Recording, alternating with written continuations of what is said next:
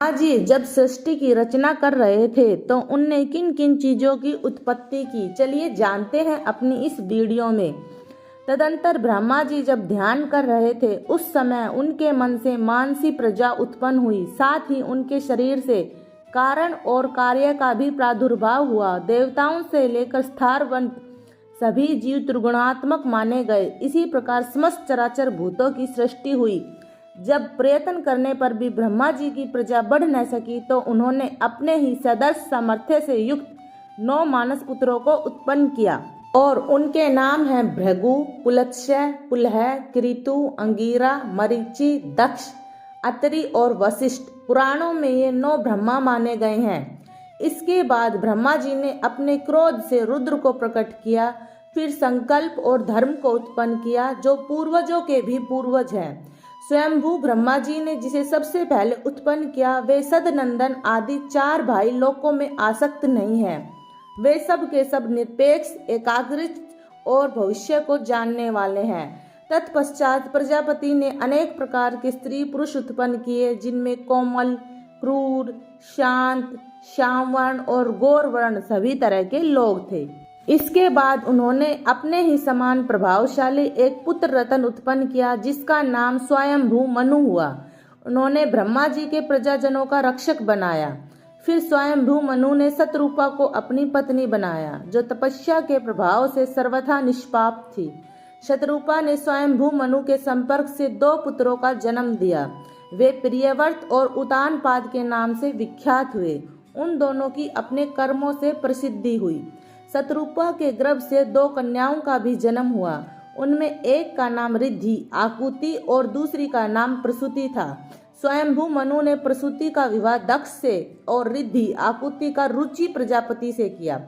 प्रजापति रुचि और आकुति से एक जुड़वा संतान उत्पन्न हुई जिसमें एक पुत्र और दूसरी कन्या थी।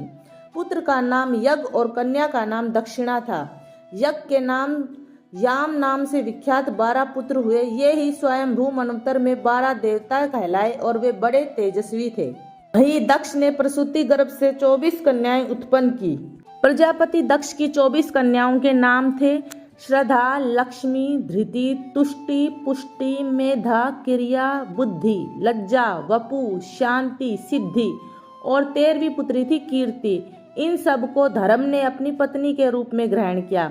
इससे शेष जो 11 कन्याएं छोटी थीं उनका नाम है ख्याति, सती, संभूति, स्मृति, प्रीति, क्षमा, सन्नति, ऊर्जा, अनसूया, स्वाहा और सवधा। इन सब का विवाह क्रमशः भृगु, महादेव जी, मरीचि, अंगिरा, पुलत्स्य, पुलह, कृतु, वशिष्ठ, अत्रि, अग्नि और पितरों ने इन्हें ग्रहण किया। धर्म से विवाह करने वाली प्रजापति दक्ष की 13 कन्याओं की पुत्रावली कुछ इस प्रकार चली। पुत्री श्रद्धा ने काम को, लक्ष्मी ने दर्प को, धृति ने नियम को, तुष्टि ने संतोष को और पुष्टि ने लोभ नामक पुत्र को उत्पन्न किया। मेधा से ऋतु का, क्रिया से दंड का और न्याय का उत्पन्न हुआ। बुद्धि से बोध का, लज्जा से विनय का, वपु से व्यवसाय का, शांति से क्षेम का, सिद्धि से सुख का और कीर्ति से यश का जन्म हुआ। ये सभी के सभी धर्म के पुत्र हैं। और काम से उनकी पत्नी रति ने हर्ष नामक पुत्र उत्पन्न किया जो धर्म का पौत्र कहलाया। सृष्टि में संतुलन बनाए रखने के लिए अधर्म की उत्पत्ति हुई। अधर्म का विवाह स्त्री हिंसा से हुआ। उनके गर्भ से अनृत नामक पुत्र और निरति नाम वाली कन्या उत्पन्न हुई। फिर दोनों से 2 पुत्र और 2 कन्याओं का जन्म हुआ। पुत्रों के नाम थे नर्क और भय, और इनमें भय की स्त्री माया सब प्राणियों का संहार करने वाले पुत्र मृत्यु को जन्म दिया और वेदना ने नर्क के संसर्ग से दुख नामक पुत्र को जन्म दिया। मृत्यु से व्याधि, जरा, शोक, तृष्णा और क्रोध नामक पुत्र उत्पन्न हुए।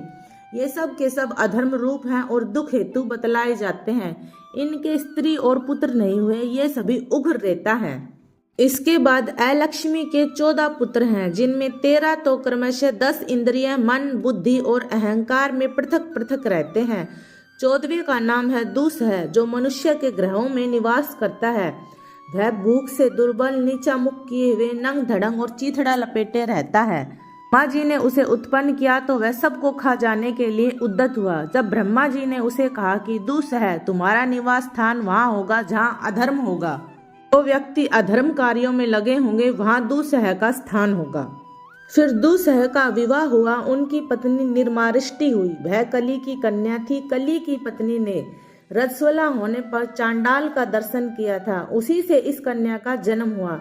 दूसह और निर्मारिष्टि की 16 संतानें हुई, जो समस्त संसार में आज भी व्याप्त है, जिनमें 8 पुत्र और 8 कन्याएं हैं। ये सब के सब अत्यंत भयंकर हैं। अपनी नेक्स्ट वीडियो में हम दूसह की जो 16 संतानों से दुख और वेदना मनुष्य को प्राप्त होती है और उनकी शांति के उपाय जानेंगे। ऐसी ही खूबसूरत जानकारियों के लिए मेरे चैनल भक्ति संसार को सब्सक्राइब करना बिल्कुल भी ना भूलें।